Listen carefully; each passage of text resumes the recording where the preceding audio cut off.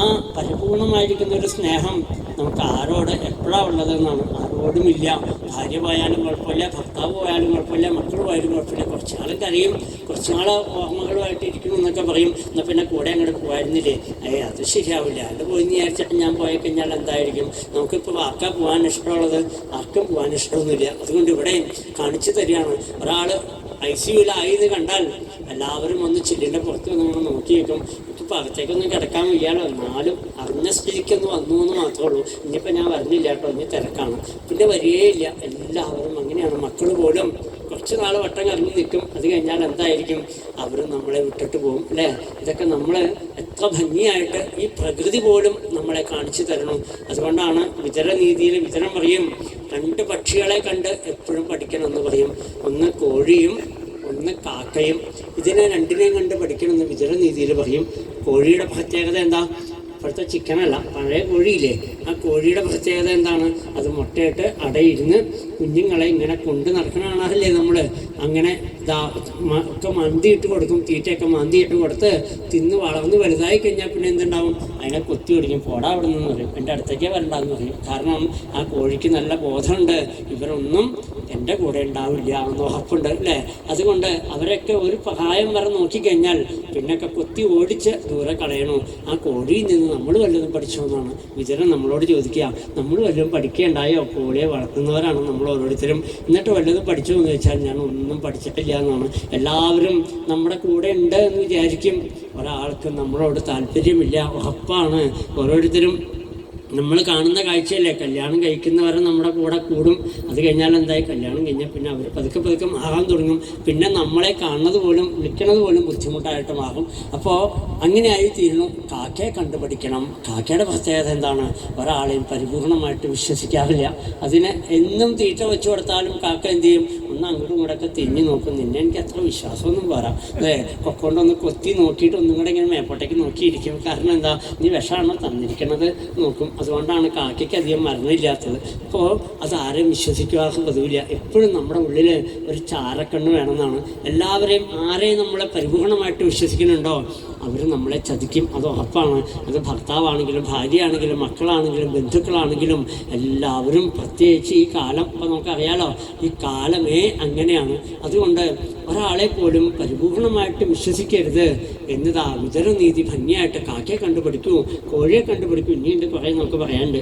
ഓരോരുത്തരെയും വിതരനീതി എപ്പോഴെങ്കിലും വായിച്ചു നോക്കണം. നല്ല രസമായിട്ട് അദ്ദേഹം ഓരോ കാര്യങ്ങളും നമ്മളെ ജീവിക്കാൻ പഠിപ്പിച്ചു തരും. അപ്പോൾ ആരാണ് നമ്മുടെ കൂടെ നിൽക്കണതെന്ന് വെച്ചാൽ ഒരാപത്തിലും നമ്മുടെ കൂടെ നിൽക്കാൻ ഒരാൾക്കും സാധിക്കില്ല. അപ്പോഴും നമ്മുടെ കൂടെയുള്ള ഒരാൾ അത് ഭഗവാൻ മാത്രമേ ഉള്ളൂ. എപ്പോഴെങ്കിലും ഈശ്വരനെ ഭജിച്ചിട്ടുണ്ടോ? ഭഗവാൻ മാത്രം നമ്മളെ ഒരിക്കലും കൈവിടില്ല എന്നാണ്. എത്രമാത്രം ഏകാന്തത അനുഭവിക്കുമ്പോഴും നമ്മളെ കൊണ്ട് നടത്തും ഭഗവാൻ. കാലിടറുന്ന സമയത്ത് ഓടി വരും കണ്ണൻ. എവിടേക്കാണ് വീഴാൻ പോണത് എന്ന് കാണാമല്ലോ നമുക്ക്. എല്ലാവരും വിദേശങ്ങളിലാണ്. ഇപ്പം എന്താ, ഒരു അണ്ടക്കടാഹം പോലെയുള്ള വീട്ടിൽ വയസ്സായ അമ്മ മാത്രം. ഒരമ്മ എൻ്റെ അടുത്ത് പറഞ്ഞ് കരഞ്ഞ് എനിക്കിപ്പോഴും ഓർക്കണു. ഞാനത് ഒരിടത്ത് വായനയ്ക്ക് ചെന്നപ്പോൾ വീട്ടിൽ ആരുമില്ല, വലിയൊരു വീട്, വയസ്സായ 50 വയസ്സിന് മേലെയായി. ആ അമ്മ മാത്രമേ ഉള്ളൂ അത്ര. സഹായിക്കാൻ പോലും ആരുമില്ല. അമ്മ പതുക്കെ പിടിച്ച് നടന്നിട്ട് വേണം വീടൊക്കെ തുടയ്ക്കണം, എന്തെങ്കിലും ഉണ്ടാക്കി കഴിക്കണം. അപ്പോൾ അമ്മ പറയാം, എവിടെയെങ്കിലും വീണാൽ അമേരിക്കയിലുള്ള മോൻ വന്നിട്ട് വേണം എന്നെ നോക്കാനായിട്ട് പറ്റുമോ എന്നാണ് ചോദിക്കുക. ഇന്ന് കുളിമുറിയിൽ തെറ്റി വീണാൽ പോരെ, എവിടെയെങ്കിലും നടക്കുമ്പോൾ ഒന്ന് വീണാൽ ആരുണ്ട് തനിക്ക് എന്നാണ്. അവിടെയാണ് നമ്മൾ ഈശ്വരഭജനത്തിൻ്റെ മടുക്ക്. എവിടെയെങ്കിലും തെറ്റി വീഴാൻ പോകുമ്പോൾ ഒന്ന് പിടിക്കാൻ ഒരാൾ വേണ്ടേ, ഒന്ന് വീഴാണ്ട് നോക്കാൻ. അമേരിക്കയിലും ആഫ്രിക്കയിലും ഇരിക്കുന്ന മക്കൾ വന്നിട്ട് എന്നെ നോക്കുമോ? നോക്കുണ്ടാവില്ല. അവിടെയാണ് ആ വീഴാൻ പോകുമ്പോൾ നമ്മളെ ഒന്ന് പിടിച്ചു മാറ്റാൻ നമുക്കൊരു തണല് വേണം, നമുക്ക് എപ്പോഴും ഒരു ആശ്രയം വേണം. ആ ആശ്രയമാണ് ഹരി ജഗന്നാഥൻ പരനാരായണൻ അരികത്തുണ്ടല്ലോ തുണയായ എപ്പോഴും. എൻ്റെ കൂടെ തായി കണ്ണനുണ്ട്, തിരുവാതിരത്തപ്പൻ എൻ്റെ കൂടെ ഉണ്ടെന്ന് ഉറപ്പങ്ങോട്ട് ആയിക്കഴിഞ്ഞാൽ പിന്നെ ഒരിക്കലും നമ്മൾ വീഴില്ല, നമ്മളെ വീഴ്ത്തില്ല ഭഗവാൻ ഒരിക്കലും. ആ ഉറപ്പ് നമുക്കുണ്ടാവണം, ആ വിശ്വാസം നമുക്കുണ്ടാവണം എന്ന് പറയുകയാണ്. മറ്റൊരാളെ പോലും വിശ്വസിക്കരുതെന്ന് പറയുകയാണ്. ഇരിക്കുന്ന കസേര നമുക്ക് വിശ്വസിക്കാൻ പറ്റുമോ? നമ്മൾ കഴിഞ്ഞ ദിവസം പറഞ്ഞില്ലേ, കസേര വീഴുന്ന ഉറങ്ങിക്കഴിഞ്ഞാൽ എന്തുണ്ടാവും? കസേര പറയും, എന്നെ വിശ്വസിച്ചിരുന്ന എന്നെ തട്ടി വീഴണമായിട്ട് ഞാൻ ഏറ്റുന്നതാണ്.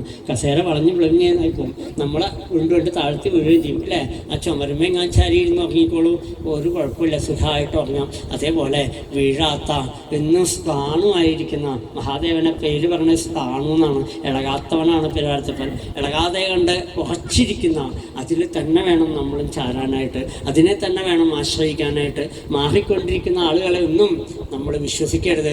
അവരോടൊക്കെ സ്നേഹം വേണം, പക്ഷേ അമിതമായിരിക്കുന്ന സ്നേഹം അതിന് പറയുക. അത്ര ഭാഗവതത്തിൽ പറയേണ്ടത്, ഒരു ചെറിയ അടയ്ക്കാക്കിളിക്ക് ഒരു വലിയ മാംസകഷ്ണം കിട്ടിയത്രേ. അതും കൊണ്ട് കൊത്തി പറക്കുന്ന സമയത്ത് കാക്കകളും പരുന്തുകളും ചുറ്റിനും പറക്കുമ്പോൾ ആ കുരുരി പക്ഷി എന്താ വിചാരിച്ചതെന്നറിയോ? ഈ പരുന്ത് ചേട്ടനും കാക്കച്ചേട്ടനൊക്കെ എന്നോട് എന്തൊരു ഇഷ്ടം എന്ന് വിചാരിച്ചു അത്ര. എല്ലാവരും എൻ്റെ ചുറ്റിനും വരണ കണ്ടില്ലേ എന്നോടുള്ള ഇഷ്ടം. കുറച്ച് കഴിഞ്ഞപ്പോഴാണ് അതിന് മനസ്സിലായത് എന്നോടായിരുന്നില്ല ഇഷ്ടം, ദ്രോഹിക്കാൻ തുടങ്ങിയപ്പോഴാണ് മനസ്സിലായത് എന്നോടുള്ള ഇഷ്ടം എൻ്റെ കയ്യിലിരിക്കുന്ന മുതലാണ്. വേഗം ആ കുഞ്ഞു ചുണ്ട് വിളർത്തി ആ മാംസകഷ്ണം ഇട്ട് കൊടുത്തപ്പോൾ എല്ലാവരും അതിൻ്റെ പിന്നാലെ പോയി. ആ കിളി പറയുക, ഇത് നേരത്തെ അങ്ങോട്ട് ചെയ്തതെങ്കിൽ എത്ര സമാധാനമായിരുന്നു എന്നാണ്. ഇതൊക്കെ ഭാഗവതം പറഞ്ഞു തരുന്ന കഥകളാണ് നമുക്ക്. അതേപോലെയാണ് നമ്മുടെ കയ്യിൽ മുതലുണ്ടോ, നമ്മുടെ കൂടെ ചുറ്റിപ്പറ്റി നിൽക്കും എല്ലാവരും. നമ്മുടെ കയ്യിൽ ഒന്നുമില്ലാതെ കണ്ടായാൽ ഇനി ഇയാളെ താങ്ങാൻ പോകണ്ടെന്ന് പറയും. എല്ലാവരും നമ്മളെ വിട്ടുപോകും അല്ലേ? അപ്പോഴും നമ്മളെ വിടില്ല ഒരാൾ പോലും. ഒരാളുണ്ടെങ്കിൽ ആ ആളെ തന്നെയാണ് വിശ്വസിക്കേണ്ടത്. ഇവിടെ ആ ഒറ്റപ്പെടൽ നമുക്ക് എല്ലാവരും അനുഭവിക്കുന്നതാണ്. ഈ ഒറ്റപ്പെടൽ പ്രത്യേകിച്ചും ഇനിയുള്ള കാലം ഒറ്റപ്പെടലിൻ്റെ കാലങ്ങളാണ്. നമുക്ക് എല്ലാവരും ഉപേക്ഷിച്ച് സ്വാർത്ഥതയുടെ ലോകമാണ് ഇനി കാണുന്നതെല്ലാം. എല്ലാവരും അങ്ങനെ അവനവൻ്റെ കാര്യം എന്നല്ലാതെ കണ്ട് ഭാര്യയുടെ കാര്യം പോലും നോക്കാത്ത ഭർത്താക്കന്മാരുടെ കാര്യം നോക്കാത്ത ഭാര്യമാർ, ഇവരുടെ നോക്കാത്ത ആ മക്കൾ, ഇങ്ങനെ ഇന്ന് കാണുന്ന കാഴ്ചയൊക്കെ നമുക്ക് എന്നും നമ്മൾ കാണുന്ന റിപ്പോർട്ടുകൾ അതൊക്കെ അല്ലേ. പിന്നെ ഇത് കൂടുതലല്ലാണ്ട് കുറയില്ല. എത്ര കാലം മുമ്പേ ഭാഗവതം ഒരു കഥാരൂപത്തിലാണ് ഇതൊക്കെ പറഞ്ഞു തരിക. അങ്ങനെ പറഞ്ഞാലേ കഥ നമുക്ക് ഇഷ്ടമായതുകൊണ്ടാണ് കഥാരൂപത്തിൽ ഈ വേദത്തിനെ നമുക്ക് പറഞ്ഞു തരിക. ഇനി വരാൻ പോണത് ഇങ്ങനെയാണ്, ഓരോരുത്തരും അനുഭവിക്കാൻ പോണത് ഇത് തന്നെയാണ്. അതുകൊണ്ട് അതിൽ നിന്ന് രക്ഷ നേടാൻ എന്ത് വേണം? അതിന് ഭഗവാൻ മാത്രമേ ഉള്ളൂ. എന്ത് വേദന വന്നാലും അനുഭവിക്കാൻ ആരേ ഉള്ളൂ? നമ്മൾ മാത്രമേ ഉള്ളൂ, മറ്റൊരാളില്ല എന്നർത്ഥം. അപ്പോൾ ആ ഭഗവാനെയാണ് ആശ്രയിക്കേണ്ടത്. ഒരാളുണ്ടായിരുന്നു അത്ര പഹൂര്, അദ്ദേഹം കുറച്ച് ഭാഗവതമൊക്കെ വായിക്കായിരുന്നു. എൻ്റെ ഒരു ഫ്രണ്ടായിരുന്നു അത്ര അദ്ദേഹം. അപ്പോൾ പറയാൻ പാടില്ലെങ്കിലും അദ്ദേഹം ഷുഗർ വന്ന് അമൃതയിൽ പോയി നോക്കിയപ്പോൾ അമൃതക്കാർ പറഞ്ഞു നാളെ ഇങ്ങോട്ട് പോരെ. അവനൊരു ഡേറ്റ് നിശ്ചയിച്ചിട്ടുണ്ടായിരുന്നു, 30-ാം തീയതി ഏതാണ്ട് വന്നാൽ ആ കാലും മുട്ടിനും മുറിച്ച് കളയുമെന്ന് പറഞ്ഞു അത്ര.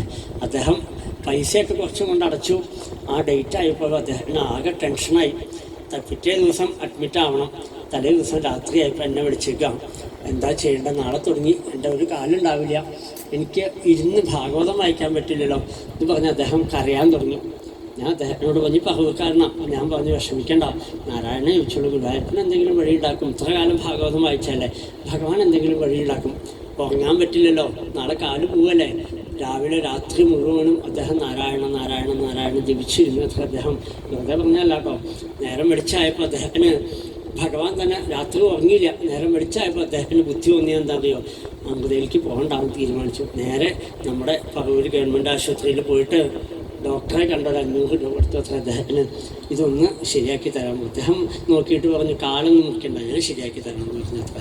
അദ്ദേഹം അതൊക്കെ കീറി മുറിച്ച് അതിലുള്ള സാധനങ്ങളൊക്കെ എടുത്ത് കളഞ്ഞ് പൊതിഞ്ഞിട്ട് വിട്ടു. പിന്നെയും കുറേ കാലം കൂടി അദ്ദേഹം ഭാഗവതം വായിച്ചു ജീവിച്ചു. ആ നാരായണ നാമത്തിൻ്റെ മഹിമയാണത് അല്ലേ. അപ്പോൾ ഈശ്വരൻ അല്ലേ നമുക്ക് രക്ഷയായിട്ട് വരിക. ഇതൊക്കെ നമ്മുടെ മുമ്പിൽ കൺമുമ്പിലേ ഇങ്ങനെ കാണിച്ചു തരും. മടിച്ചു വിട്ടു. അടുത്ത കാലത്ത് അദ്ദേഹം മരിച്ചു. അപ്പോൾ ആ നമ്മുടെ മുമ്പിലെ കാണിച്ചു തരും ആ നാരായണ നാമത്തിൻ്റെ ഈശ്വരാനുഗ്രഹം. എത്ര ബന്ധുക്കളുണ്ടായിട്ടും പ്രയോജനമൊന്നുമില്ല. ബന്ധുക്കൾ കൊണ്ടുപോകും, അവിടെ കൊണ്ടുപോയി കാശടച്ചാക്കാൻ വേണ്ടി എൻ്റെ കാല് മുറിച്ച് കഴിഞ്ഞാലും ഞങ്ങൾക്ക് കുഴപ്പമൊന്നുമില്ല. ഞങ്ങൾക്ക് 2 കാലുണ്ടല്ലോ, എൻ്റെ അല്ലേ ഒരു കാല് പോയത്, അവരതേ തീരുമാനിക്കുള്ളൂ. പക്ഷേ ഭഗവാൻ അങ്ങനെയല്ല തീരുമാനിക്കുക. നീ ഭാഗവതം വായിക്കുന്നതല്ലേ, നീ നാമം ജപിക്കുന്നതല്ലേ, എൻ്റെ കാര്യം ഞാൻ നോക്കിക്കോളാം. അത് ഗുരുവായൂരപ്പനല്ലാതെ കണ്ട് വേറെ ആർക്ക് ഇതേപോലെ ഒരു ഉറപ്പ് തരാൻ സാധിക്കും? അതുകൊണ്ട് ഏത് ദുഃഖം വരുമ്പോഴും നമ്മളെ സമാധാനിപ്പിക്കാൻ, നമ്മളെ ഒന്ന് ചേർത്ത് നിർത്താൻ, നമ്മുടെ കണ്ണീര് തുടയ്ക്കാൻ സാരമില്ല കേട്ടോ എന്ന് പറയാൻ ഒരേ ഒരാൾ മാത്രമേ ഉള്ളൂ. എന്ത് മോഹങ്ങളും വേണമെങ്കിൽ ഒന്ന് നോക്കിക്കോളൂ. നമുക്ക് ധാരാളം മോഹങ്ങളുണ്ട്. പ്രായം കൂടി വരുന്തോറും മോഹങ്ങളുണ്ട്. ആരോടപ്പം നമ്മൾ പറയാം? ഭർത്താവിനോട് പറയാൻ പറ്റില്ല, ഭാര്യയോട് പറയാൻ പറ്റില്ല, മക്കളോട് അത്രയും കൂടെ പറയാൻ പറ്റില്ല. മക്കളൊക്കെ പറയും വേറെ പണിയൊന്നുമില്ല, എവിടെ ഞാൻ പോയിരിക്കുന്നു പറയും. അത് തന്നെ ആരപ്പം നമ്മുടെ മോഹങ്ങൾ കേൾക്കാനുള്ളത്? അപ്പോഴും ഭാഗവതം പറഞ്ഞു, ശരണാഗതന്മാരിൽ കാരുണ്യം ചൊരിയുന്ന ഗുരുവായൂരോമന കണ്ണ, പരിഭവം തോന്നു നോക്കയില്ലെങ്കിൽ നിന്നോടു പറയട്ടെ ഞാനെൻ്റെ മോഹം, പറയട്ടെ ഞാനെൻ്റെ മോഹം. ഗുരുവായൂരോമനക്കണ്ണാ നിന്നോടല്ലാതാരോടു പകയുമെൻ മോഹം, ആരോടു പകയുമെൻ മോഹം. ഏത് മോഹം പറയാൻ ഗുരുവായൂരപ്പനുണ്ട്. അതുകൊണ്ടാണ് നമുക്ക് ഗുരുവായൂരപ്പനെ ഇത്ര അധികം ഇഷ്ടം.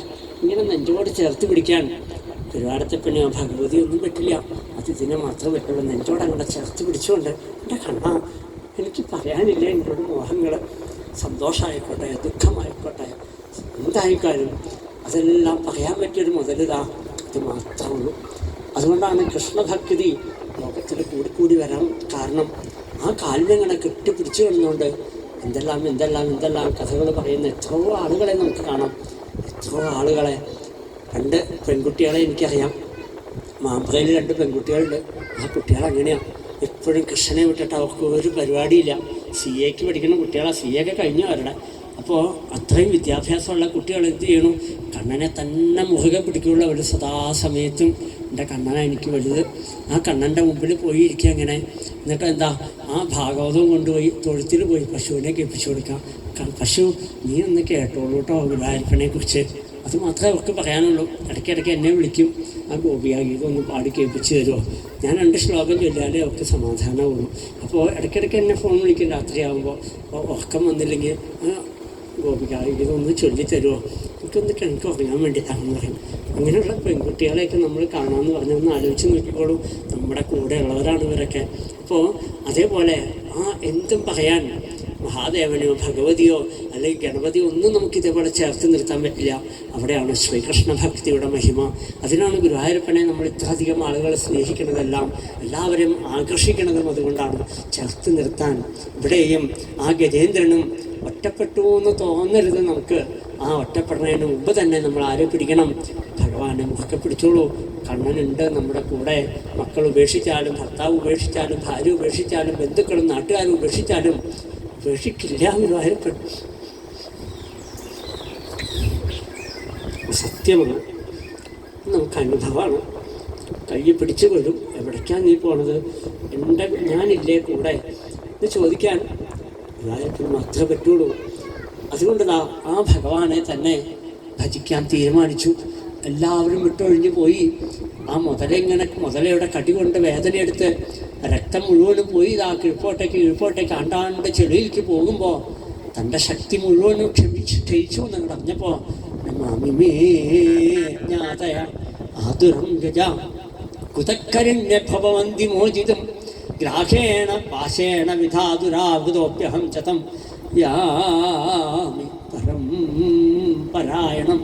എനിക്കിന്നെ ആരാ ഉള്ളത്? ഞാനും നമാമി മേ ജ്ഞാതയ ആതുരം ഗജ. അതാണ് ആ ഗുരുനാഥൻ്റെ അനുഗ്രഹം. അന്ന് കിട്ടിയ അനുഗ്രഹം ഇപ്പതാ ഫലത്തിൽ വന്നു. ഗുരുത്വം നേടാൻ നമ്മൾ പറയില്ലേ, എപ്പോഴാണ് ഗുരുത്വം എന്നറിയോ? ഇതേപോലെയാണ് ആപത്ത് വരുമ്പോൾ അപ്പോഴൊക്കെയാണ് ആ ഗുരുത്വം നമുക്ക് പ്രകാശിക്കുക, അല്ലാണ്ട് അല്ലാത്തപ്പോഴൊന്നല്ല.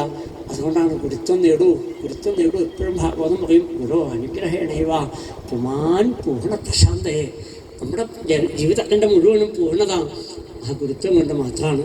ആ ഗുരുത്വം കൊണ്ട് അദ്ദേഹത്തിന് ആ ഓർമ്മ വന്നു. താൻ ആണ്ടാണ്ട് പോണു, ചെടിയിലേക്ക് ആണ്ടാണ്ട് പോണു. തൻ്റെ ശക്തി മുഴുവൻ ക്ഷയിച്ചു. എല്ലാവരും എന്നെ വിട്ടുപോയി. ഇപ്പം ഞാൻ മാത്രമേ ഉള്ളൂ. എനിക്കിനി എൻ്റെ ദുഃഖങ്ങൾ ആരോടാ പറയാനുള്ളത്? അദ്ദേഹം ഇനി സംഘം വിട്ടതായിരിക്കുന്ന, എല്ലാവരോടുമുള്ള ബന്ധങ്ങൾ വിട്ടതായിരിക്കുന്ന അദ്ദേഹത്തിൻ്റെ മനസ്സ്, ആ ഗജേന്ദ്രൻ ആ അസംഗമായിരിക്കുന്നതിൻ്റെ പ്രതീകമായിരിക്കുന്ന താമരപ്പൂവ്, കരിങ്കൂവളപ്പൂക്കളും ആമ്പൽപ്പൂക്കളും ഒക്കെ നിൽക്കുന്നുണ്ടെങ്കിലും അതൊക്കെ തള്ളിക്കളഞ്ഞുകൊണ്ട് മനസ്സിൻ്റെ പ്രതീകമാണ് താമരപ്പൂവ്. അതാ ഗുരുവായൂരപ്പൻ്റെ കയ്യിലിരിക്കുന്നത് ആ താമരപ്പൂവ്. ആ മനസ്സിൻ്റെ പ്രതീകമായിരിക്കുന്ന താമരപ്പൂവ് വച്ചുകൊണ്ട് ഓം നമോ ഭഗവതേ തസ്മൈ യഥേതചിദാത്മകം പുരുഷായ അതിബീജായ പരേശായാഭിധീമഹി യസ്മിന്നിദം യദശ്ചേദം ഏനേതം ജയിതം സ്വയം ശോസ്മാൻ സ്മാച്ച് പരസ്പേ പ്രപദ്യം സ്വയംഭുവം. ആ സ്വയംഭുവനായിരിക്കുന്ന ഭഗവാനെ സർവേശ്വരനെ തന്നെ കണ്ടുകൊണ്ട് ഓരോ പൂക്കളും മനസ്സിൻ്റെ പ്രതീകമായ ആ പൂക്കളെല്ലാം മുമ്പിൽ നിൽക്കുന്നുണ്ട് ഭഗവാൻ. എന്ന് വിചാരിച്ചുകൊണ്ട് ആ വെള്ളത്തിൽ ആ സമർപ്പിക്കണതെല്ലാം വിഗ്രഹമില്ല, വിളക്കില്ല, വ്രതങ്ങളില്ല, യാഗങ്ങളില്ല, ഹോമങ്ങളില്ല, മണിയടിയില്ല, ദീപാരാധനയില്ല, ഒന്നുമില്ല. അവിടെ ആരേ ഉള്ളൂ? ഭക്തനും ഭഗവാനും മാത്രം. ആ ഒരവസ്ഥ നമുക്കുണ്ടാവണം. ഭഗവാനേ ഉള്ളൂ, മറ്റാരുമില്ലാത്ത ആ ഏകാന്തതയിൽ തൻ്റെ മനസ്സാകുന്ന പൂക്കളെ ഗജേന്ദ്ര ഉണ്ണിഷത്ത് എന്ന് പേരായിരിക്കുന്ന മനോഹരമായിരിക്കുന്ന മന്ത്രം കൊണ്ട് ഓം നമോ എന്ന് പറഞ്ഞാൽ തുടങ്ങിയത്. ആ പ്രണവാക്ഷരം എവിടെ തുടങ്ങണ്ടോ അതെല്ലാം മന്ത്രമാണ്. ആ മനനം ചെയ്യുന്നവരെ താണനം ചെയ്യുന്നതുകൊണ്ടാണ് അതിന് മന്ത്രം എന്ന് പേര് പറയുക. അതുകൊണ്ട് തന്നെ ഈ അധ്യായം ചൊല്ലുന്നവർക്ക് പോലും അവരെ പോലും എത്ര സംസാരത്തിൽ മുങ്ങിക്കിടക്കുന്നവരാണെങ്കിലും അവരെ കൈപിടിച്ചു കുത്തും ഭഗവാൻ കാണിച്ചു തരികയാണ്. ഓരോ പൂക്കളും ഈ അജ്ഞാനത്തിൽ നിന്ന്, ഈ സംസാരത്തിൽ നിന്ന്, ഈ സകല ദുഃഖങ്ങളിൽ നിന്നും, ഈ മുതലയിൽ നിന്നും, ഈ കർമ്മത്തിൽ നിന്നും എന്നെ രക്ഷിക്കണേ എന്ന് പറഞ്ഞുകൊണ്ട് അവസാനത്തെ പൂവും സമർപ്പിക്കാൻ പോകുമ്പോഴേക്കും തുമ്പിയുടെ അറ്റം മാത്രമേ പോട്ടേക്കുള്ളൂ. ബാക്കിയെല്ലാം ഗജേന്ദ്രൻ്റെ ചെളിയിലേക്ക് അണ്ടുപോയി. ആ ശബ്ദം അങ്ങനെ ദിഗന്ധങ്ങൾ മുഴുകിക്കൊണ്ടങ്ങോട്ട് കേട്ടപ്പോഴേക്കും ബ്രഹ്മാദി ദേവന്മാർ മുഴുവനും വന്നു നോക്കി. ഞങ്ങളെ സ്തുതിക്കണമെന്നല്ല, പിന്നെയോ ഈ ഗജേന്ദ്രനെ രക്ഷിക്കാൻ സർവേശ്വരൻ രൂപമെടുത്തു വരും. ആ ഭഗവാനെ ഒന്ന് കാണാൻ വേണ്ടി ബ്രഹ്മാദികളെല്ലാം വന്ന് നിൽക്കുമ്പോഴേക്കും വന്നു അത്ര ഭഗവാൻ. നൈതേയതോപസത്പുനിഖിലാത്മകത്വാൽ തത്രാഖിലാമരമയോ ഹരിരാവിരാസിൽ ഭൂരികാരുണ്യവേഗാൽ എന്നൊക്കെ മേൽപ്പത്തൂരിറങ്ങി എഴുതി വെച്ചു. ഇതേപോലൊരു കാരുണ്യമുണ്ട് ഗുരുവായൂരപ്പ, എന്നെ പോലെ വേഗാക്കിയിട്ടുണ്ടോ? ഭൂരികാരുണ്യവേഗാൽ, അത്ര കാരുണ്യവേഗം കൊണ്ട് ഇതാ ഓടിവിടാൻ കൂടെ വന്നു എന്ന് മാത്രമല്ല, തൻ്റെ സുദർശനം കൊണ്ട് തൻ്റെ ഭക്തൻ്റെ പാദങ്ങൾ പിടിച്ച ആ മുതലയ്ക്ക് ആദ്യമേ ഗതിയെ കൊടുത്തു. നിന്റെ മുതലയുടെ ശരീരം നീ കൊണ്ടു നടക്കണ്ട, എന്നെ കണ്ടോളൂ. ഭഗവാൻ ആ ഭക്തൻ്റെ പാദങ്ങളെ പിടിച്ച ഭക്തന് ആദ്യം തന്നെ അനുഗ്രഹത്തിനെ കൊടുത്തു. ആ തുമ്പിക്കരത്തി പിടിച്ചങ്ങോട്ട് ഉയർത്തിയപ്പോഴേക്കും മുന്നിലേവം ഹരിയെ താൻ മിന്നി കണ്ടു. ചക്രപാണി പാണി സ്പർശാൽ നഖപാശം പൊട്ടി പച്ചിലദ്രൂഭയോടും സച്ചിതിന്ദ്രദ്യുമ്നൻ പുഞ്ചിരിത്തൂ മലർത്തൂകി പൊഞ്ചിലം പണിഞ്ഞു. ആ തുമ്പിക്കരത്തിലങ്ങോട്ട് പിടിച്ചു ഉയർത്തിയപ്പോഴേക്കും മുമ്പിൽ കണ്ടു അത്ര ഭഗവാനെ. ഉക്ഷിപ്യ സാംബുജകരം ഗിരമാഹ കൃച്ഛാൽ നാരായണാഖില ഗുരോ ഭഗവൻ നമസ്തേ. നാരായണാഖില ഗുരോ ഭഗവൻ നമസ്തേ എന്ന് പറഞ്ഞുകൊണ്ട് ആ താമരപ്പൂത മനസ്സിൻ്റെ പ്രതീകമായിരിക്കുന്ന താമരപ്പൂ ഗുരുവായൂരപ്പൻ്റെ തൃക്കയിലേക്ക് അങ്ങോട്ട് കൊടുത്തു. അത് പിടിച്ചങ്ങോട്ട് ഉയർത്ത മാത്രമല്ല, ഭഗവാന്റെ സ്പർശനം കൂടെ എട്ടപ്പോഴേക്കും ഗജേന്ദ്രോ ഭഗവൻ സ്പർശാൽ വിമുക്തോ അജ്ഞാനബന്ധനാൽ പ്രാപ്തോ ഭഗവതോ രൂപം പീതവാസ ചതുർഭുജ. ഭഗവാന്റെ സാമീപ്യം മാത്രമല്ല കൊടുത്തത്, സാരൂപ്യം, തൻ്റെ തന്നെ സ്വരൂപങ്ങൾ കൊടുത്തു അത്രേ.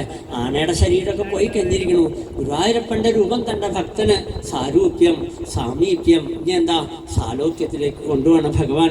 തൻ്റെ ഗരുഡനെ പോലെ ഒരു ഗരുഡനെ കൊണ്ട് സൃഷ്ടിച്ചുകൊണ്ട് രണ്ടു താക്ഷ്യന്മാരിലേറി രണ്ടു പേരുമോപ്പം അല്ലലന്യേ പരസ്പരം സല്ലപിച്ചും കൊണ്ട് നീലവർണ്ണം ചേർന്ന വാനിൽ ചെലിയറ്റി പൊങ്ങി അമ്പകർന്നോരും ഭ്രകോണും അമ്പരന്നോടുമ്പോൾ അഗ്നി തൊട്ട ദേവവർഗം നോക്കി നോക്കി നിൽക്കേ എൻ മനസ്സും കവർന്നോരാ ചിന്മയന്മാ പോയി.